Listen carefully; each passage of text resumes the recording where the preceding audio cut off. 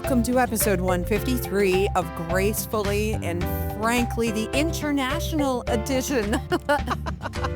Yo soy Erin Davis. I'm Lisa Brandt, and welcome. And how are things in Mexico? They couldn't be any better. We got the girls down here, not without some problems. Dottie and Livy are with Rob and me. We flew here a week ago. Same day as you were traveling, by the way. How did your overnight travels from London, Ontario to Calgary go? They went fine. I wrote a blog post about it. I shared it to the Gracefully and Frankly page because I finally got the WestJet, the old-timey WestJet experience, but I had to pay for it. I had to be upfront. I don't know about this plane, Erin. I think it was a Wright Brothers original because I don't remember being that cramped in an airplane ever, to the point where the woman ahead of me reclined, like just as you do, and I couldn't reach down to get my bag. I didn't have enough room. Geez, and that was on the flight down. That wasn't the one you paid for, right? No. That was on the flight down, Okay. just the regular seat. And I thought, well, on the way back, I'm going to get an aisle seat. At least that'll be better. And then I got a chance to go into the auction because they had a premium seat open. I thought, I'll do it. And I won. So I rode home in style on the shorter flight, but I don't care. It was fantastic. And that's where you get the singing WestJet, flight attendants, and all the fun. It's all up front. Oh, that's what goes on ahead of the curtain. Okay, now tell me, because I've never done this, how do you bid on a seat? How does that happen? Like, when do they let you know there's a seat up for grabs? Is there a minimum bid? And when do you find out? I don't know. How does it work? Well, it's possible I was the only person who bid. I don't really know. But they sent out a text and said, auction is opening in 5 minutes for a premium seat. And, you know, when you upgrade, I forget how much it is. It's several $100s anyway. And so they say minimum bid is this. And it was about, I think, less than a third of what it would normally be. And so I just thought, heck, I'll bid the minimum. And I've done it before and not won because I've bid the minimum and somebody's come in over me. But I guess nobody did this time. And it was fun to go up to the checking counter and say, may I please have a new boarding pass because I'm no longer in steerage. I'm now up front with the beautiful people and they'll just have to deal with me. So it was a nice way to come home, right in the front seat. It was so roomy and so nice. Oh, good. The only problem with the first seat is you don't have a place for your stuff. It has to go either under your seat or above you, right? But you have Jeannie, the most congenial flight attendant on earth, saying, don't you get up if you want that bag. I'll get it for you. So it really wasn't a problem at all. Well, most of all, I'm glad you had fun with your family and your cousin Barbara Ann in Calgary. And you were up late one night. It was like almost 11 o'clock here in Nueva Vallarta. And I'm going, what are you doing up? I thought, what is happening? And you said you guys were looking at pictures of Poland. We went to Strathmore for a family evening with one of my cousin's daughters and the whole bunch of us there. It was fantastic. And then we started down the rabbit hole on YouTube looking at Poland because we're planning to go, although there's been some news out lately, Russia and Ukraine being like right there. But anyway, we'll see. But we were following these people showing us different cities and stuff and just getting kind of excited about going. What month are you looking at again? April, second half of April. Great. Well, I'll be back in British Columbia by then. We're here until March 19th. Rob is coming down. I've had a couple of people, Lisa, interestingly comment on my Facebook page, like, do I understand Rob's not there with you? Or why isn't Rob staying? And because I'm open about my life and basically nothing is off topic, I'll explain why. But I'm sure there are people who think, and I said this to Rob this morning, I said, this is not a dress rehearsal for widowhood. I'm not down here seeing what I'm going to do if or when you leave before me. And he said, I hadn't thought of that, but if it is, good. It just shows me you're going to be able to go on and do things. So the whole reason for being down here for 4 months is, the Victoria area is kind of yucky in the winter. It's not snow, but it's rain and it's gray and it's depressing as hell. And, why not? So we were able to bring the dogs down, which was a big concern. And last week it almost all fell apart because this trip has just been one thing after another. Right. So you do have them both, though, because I was keeping up with the minute by minute breaking news as to who was going, who wasn't going. I'm getting a refund. No, I'm not. And well, you have special dogs, though. That's the thing, right? You have a special deal with your dogs. Anyway, explain, will you? I do, and, to be clear, I didn't post all that stuff on social. I was just inundating Lisa with it all. Yes. It's interesting, though. Breaking news, breaking friends. Well, what happened is because Dottie and Livy are in a breeding program, it's part of the deal. It's how we met Livy. She was in the maternity ward with Dottie when Dottie had her first and only litter. We are owned by the breeder, basically. We bought Dottie, but we signed a contract saying she'll go back for 2 or 3 and litters, that is. And her breeder is above board, wins tons of awards. It's not some kind of a place that you imagine when you hear of dog breeders that aren't, above board. But the Right. thing is, she couldn't decide if Dottie should stay for the winter because Dottie's next breeding cycle would be end of March, early April. So it Mm. was a bit of a conundrum. And then she was asking for certain vaccines that you can only get with a whole bunch of notice. Monday last week was just a nightmare. And finally, she said, "No, Dottie's gonna stay with me for the winter." Okay, get in touch with WestJet, cancel that space under the seat for a dog to go down and back, and then while I'm on this long-ass call with WestJet, well, first I got disconnected because I was checking my receipt and then have to start all over. Everybody's been through that, and then she messages me and says, "No, you better take her for the winter," and at this point, I'd already canceled. It was just back and forth, and it was a lot of headaches, but at the end of the day, as I sit here on a couch, these 2 little dogs are curled up on the couch and they're happy as little clams. So everything is working out great. My host here, who I found through Airbnb, could not be better. I mean, Lisa, she picked us up at the airport after waiting for an hour, 2 hours because it took us so long to get out. And then earlier this week, she took us grocery shopping from 11:30 a.m. till 3 p.m. And it was just, oh, it was astounding to have someone with a car to show us the area and to go Ah. walk along the Bridge of Kisses in Bucerias and, just do touristy things from someone who actually grew up here. And it's just amazing. You're going to love it. And I can't wait till you come. Neither can I. It's gonna be so much fun. That's so great. So she's staying somewhere nearby then? She's not that far? Yeah, she's here for a few more days, then she goes back to her home in the LA area. And so in the meantime, she's been making us feel very much at home. And we in turn have been really encouraging her to feel like we're going to take care of her place as though it's ours. And we really are. Yes. Oh, yes, you are. You're the you are going for best guest ever. I mean, we know this. When they hold that pageant, you're gonna be Miss Congeniality and everything else, and someone's gonna sing to you and hand you roses, so It might even be the swimsuit competition. Did you see? You must have just gone, what have you done when I posted a short video last week of me getting out of the pool in a bikini? it was well, I mean, you look fantastic. It's just not something I'm used to seeing from you. I was a I little like, know. "Okay, that's not usual," but whatever. I did it. I did it. And I sure hope you noticed that hat because that damn sun hat cost me so much time and effort and stress on our trip down here.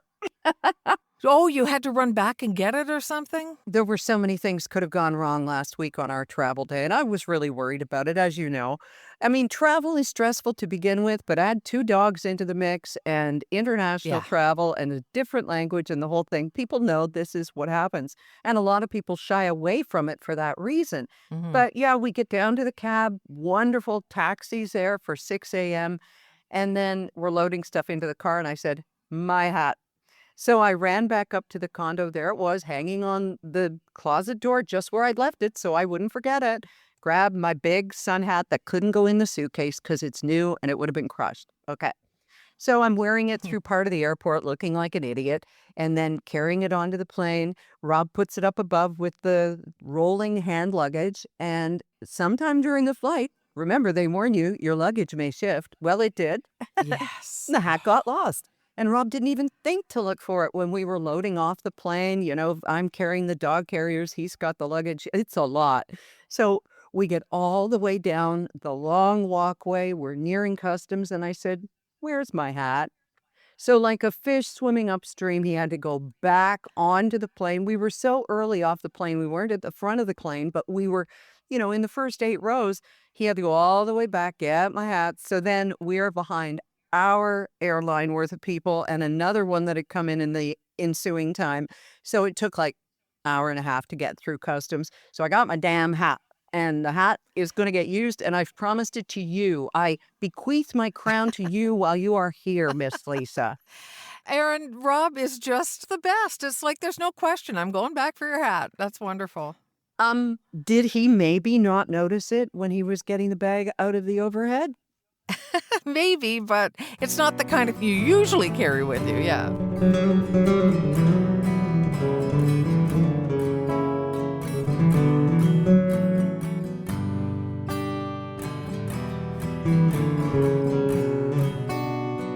Oh my God. Do you ever get that feeling? I don't know. Have you ever fainted? I felt like I was going to. I don't know that I ever actually have.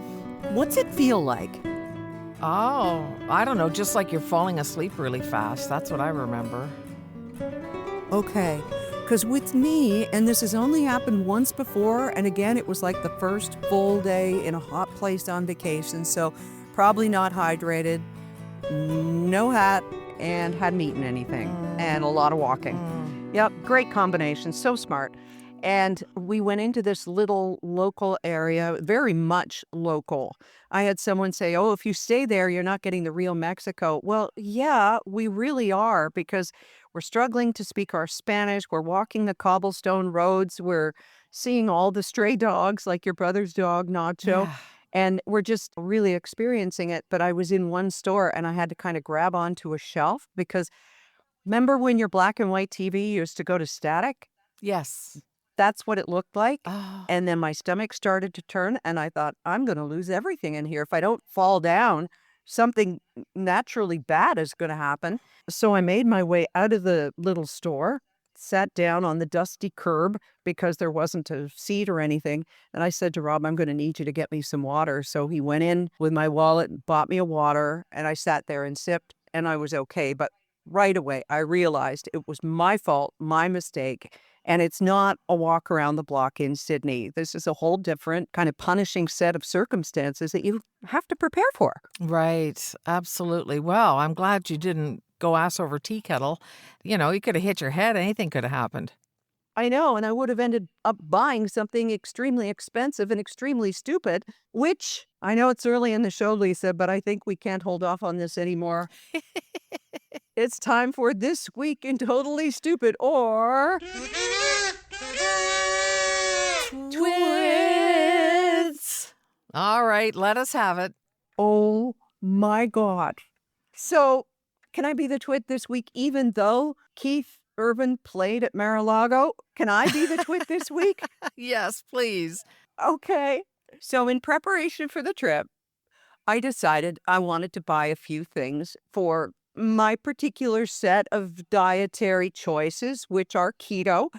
And, keto bread is not easy to come by. Costco in Canada sells it. Costco also sells keto tortillas, which of course they don't have here in Mexico because I think you'd be driven out of the country for not buying real tortillas in Right. Mexico. Yeah. So I thought, okay, I'll buy a loaf of bread on Amazon, have it delivered to the house, and then I'll have keto bread when I want it. Oh, there's one. Okay, so I go to amazon.com.mx and click on translate. All right, this is good. 485 pesos. All right, I'm doing the math. That works out. I think it's going to be fine, $4.85 or so for a loaf of bread. And I click, and along with some coffee and stuff that we wanted to have at the house, I ordered it. Mm, Well, mm. okay. About 3 days after we get here, my bread arrives. And oh, it's 2 loaves. Now they're little wee loaves. They're cute as a button and about the size of, a sun-made raisin toast kind of a loaf of bread you'd get at home, Yeah, right? yeah, yeah. 2 loaves. That's great. What wasn't great was my Mexican math. It wasn't $4.85. It was about 48 minus 25%, so just about $40 for 2 loaves of bread. Oh my goodness. So what's a Yeah. peso worth? Okay, let's do this in hundreds. 1,000 pesos, you Right. divide it by 10, $100, and then take off a quarter. So about $75. $75 Canadian is about 1,000 pesos. Okay. It's pretty easy math if you stop to do it and you're not shopping late at night and all stressed out about the house sale and everything else. Oh my God. And it was Rob who noticed it because of course he did. It's his Prime account. Oh, He promised never to mention it again, but, it's like that dress that we bought when you and I were shopping together, and it was the dress of a lifetime, and right. I told everybody this dress was $39 and I love it. If you don't mention the most ridiculous purchases you ever made by accident, you don't get to brag about the best ones you made on purpose. Makes sense. That's only fair. It's like, you can't take the compliments unless you also take the criticism, right? So there you go. I bet that bread tastes amazing. Well, I've only had 2 slices. You see, I'm meeting it out as though I'm on a desert island and there's nothing left, and it's, like, the only tree that has breadfruit, and it's keto breadfruit, and, I may make croutons out of 1 slice and have it over 14 salads. I don't know, Lisa. Goodness. Aha. So I'm the twit. I get to be the twit.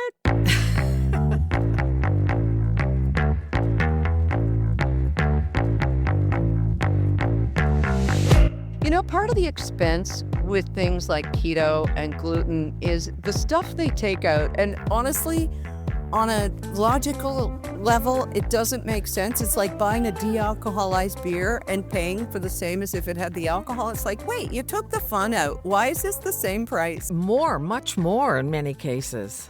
Right, like gluten-free items. I'm not gluten-free, but we sure know a lot of people who are. Well, I've been eating gluten-free for quite a while because I identified gluten, just self-identified, as being the reason I would always get bloated. And so I stopped eating stuff with gluten in it, basically no white bread, no white rice, no white pasta.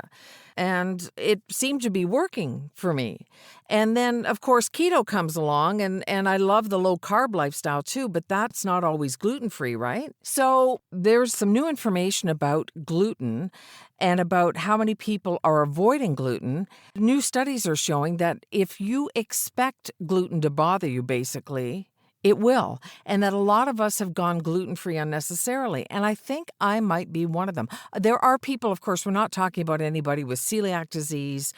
Our friends Patricia and Lee, who are absolutely adamant, and I believe them, that they feel so much better being off it for their particular health issues. And so just regular people like me who thought we felt a lot better. I've been actually adding some gluten products back into my diet, and I don't feel terrible about them. So because of the cost, it's almost worth it if you think you might be like this, where you don't really have a gluten sensitivity or a super gluten sensitivity, and you can start by adding little bits of it back into your diet. Now, once again, we're not doctors, and if you think gluten bothers you, maybe it's best to get tested for celiac and all that kind of stuff, We're talking about a narrow band of people here, not everybody who's avoiding gluten. But it's kind of fascinating that if you think it's going to bother you, it kind of does. And do you remember on Better Call Saul? Okay. When Saul's brother, the lawyer, Oh, yeah, yeah, yeah, played by Michael McKean. He was so good. so good, and he was convinced that, and we're not saying gluten-sensitive people are kooky, because I'm certainly not, not in this way anyway, but he was convinced that electronic waves or whatever were bothering him, cell phones couldn't come in the house, all that kind of thing. And his brother conducted an experiment when he wasn't paying attention and held a phone near him, Mhm. and nothing happened, right? Right. So it can be a little mind over matter in a way. Mhm. I don't know, what do you think? I'm really glad that you made the clarification that we're not talking about people who have actual gluten sensitivity and reactions Oh, to yeah, it. no. It's just Yeah. sometimes our minds are so powerful that if we say, well, that's not going to agree with me, or I can't eat that, that your body may well agree. But of course, as you say, gluten free is so cost prohibitive in so many cases and difficult to get and that sort of thing.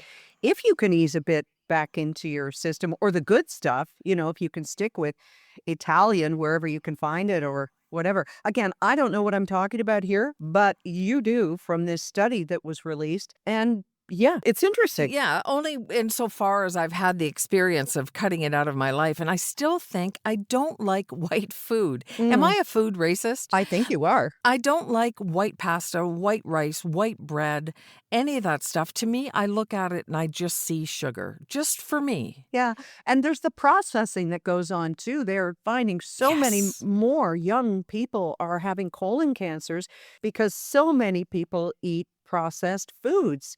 I'm guilty of that. They told us before we went to Italy, by the way, did I ever tell you we went to Italy? You haven't Um, this week. they told us that bread and pasta wouldn't bother us there because they don't allow GMO, they don't allow all sorts of things. It's not overly processed. And it was actually the case. I never felt bad once eating bread or pasta when I was there. Just milled differently and not overly processed. And everything isn't white either. It's rustic and a little bit tan Mhm. almost, you Yeah, know? yeah, yeah. No, I can't disagree. And they told us that the wine wouldn't give us hangovers either, even the red, because it didn't have all the preservatives in it. Those were the before days. Oh, jeez. Yeah, I never got to try the wine, unfortunately. When I was in Italy. Well, Anyway. I'm so glad you reminded us.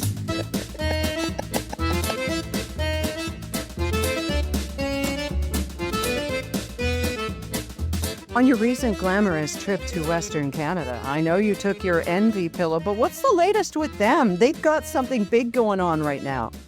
Yes, I did take my envy pillow, and I'm always so glad that I did because it makes so much of a difference. It makes me feel like I'm at home no matter where I am. They have a Black Friday bedroom event going on, and it's kind of going crazy. Everything is flying off the shelves, they say. So everything, pillows, pillowcases, sheeps. Really? You don't say. I'm leaving that in. We did say they're all natural, right? Absolutely. They're Pillows, for counting sheep. pillowcases, Okay. sheets, and sleep masks. Buy 2, get 15% off. Buy 3, get 25% off. So you can do some Christmas shopping or buy for yourself or whatever it is you like from their full sleep sanctuary line. No sheeps. You have to get your sheep somewhere else, but visit their website, nvpillow.com, and see why we sleep with the best. That's right. Counting sheep with envy That's right. pillow. Oh, yay. Yeah. Now, I know you were away, but all across Canada, in one of your former hometowns, there was a guy who made news, like internationally, because it so resembled an episode of Seinfeld. Ah, do you want to tell the story of this bus driver? Sure. He's a 36-year-old man. What happened was the bus driver of the Hamilton HSR, their transit, pulled over, and often they do this and they'll leave the bus running and run in and get a coffee or something and then come back out. They have a scheduled break. I've been on transit when this has happened, and you wait 5 minutes or whatever and they come back. Well, a guy saw this happen and he hopped in and took off on the bus with passengers on it and went on a joyride. And he not only made stops along the way, a guy tried to get on with an expired pass and he wouldn't let him. So it was like, and there were passengers on board. And I don't know if he was living out a fantasy or what, but he drove it like a real bus driver. And then they finally got him pulled over and arrested him and took him off to the pokey. But pretty Yeah. funny that Oh, nobody got hurt. He yeah. drove safely. It could have gone sideways, but it went well. Yeah, it really did. I have so many questions, and I asked Rob this. I don't know if you talked to Derek about it, but would you know how to drive a bus just as someone who knows how to drive a motor vehicle? Well, it's funny because when we were at a trade show for the trades a few years ago, they had a full bus there from London Transit, and you could get in and do a simulated drive. And if you can drive stick, and if you know enough to know when you need to sort of swing out to make a turn properly, that could be the tricky part. Yeah. Then you could probably do it. I know I could do it if I had to. It wouldn't be that big of a deal, but I've driven crew cabs and longer vehicles, never really trucks that much, but I think I could do it. What's a crew cab, and why don't I know this? A crew cab is an elongated pickup truck. That's actually what I took my driver's test in. My dad's company had big trucks, little trucks, all sorts of trucks. So they're extra long, and they were much longer back in the day. And that's what I parallel parked in and took my driver's test in. And Wow. his company colors were orange and black, so this thing was orange. So you know that I was seen by the great unwashed as I was trying to parallel park, but I did it. Wow. Well, this whole bus Yeah. story, part of the reason that this unhoused gentleman who took over the bus, part of the reason it made headlines everywhere is because it mirrored an episode of Seinfeld, which I'm sure you remember. Yes, yes. It was season 5. The episode's called The Fire. And with a little bit of background, this woman is running for the bus. She loses her pinky toe. Kramer finds the toe, wants to get it to the hospital, and the bus driver has passed out. Kramer takes control, and we'll let you hear this little clip from Seinfeld. Now I'm driving the bus. Then the mugger, he comes to and he starts choking me. So I'm fighting him off with one hand and I kept driving the bus with the other, you know? Then I managed to open up the door and I kicked him out the door, you know, with my foot, you know, at the next stop. You kept making all the stops?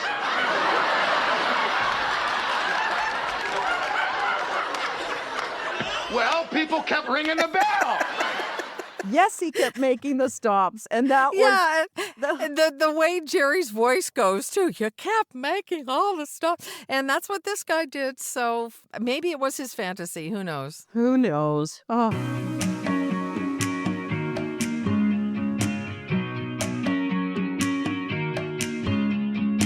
Hey, speaking of TV alert!